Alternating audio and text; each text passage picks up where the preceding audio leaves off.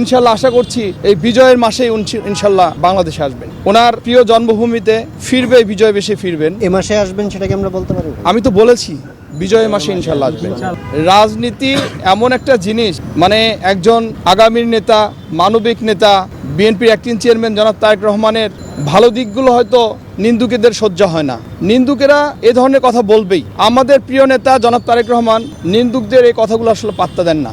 উনি ওনার প্রিয় জন্মভূমিতে ফিরবে, বিজয় বেশে ফিরবেন। এটাই স্বাভাবিক, কারণ এই দেশটা স্বাধীন, এই দেশটা ওনার হাতেই শোভা পায়। ওনার বাবা ছিল স্বাধীনতার ঘোষক।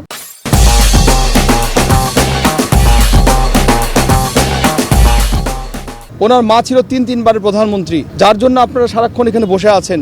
সেই নেত্রীর ছেলে হচ্ছে আমাদের প্রিয় নেতা জনাব তারেক রহমান। উনি এদেশে আসবেন ইনশাল্লাহ, আশা করছি এই বিজয়ের মাসেই ইনশাল্লাহ বাংলাদেশে আসবেন। আমি একটা কথা বলি, জনাব তারেক রহমান এমন একজন ব্যক্তি, উনি এমন কোনো প্রশ্নবিদ্ধভাবে বাংলাদেশে আসবেন না।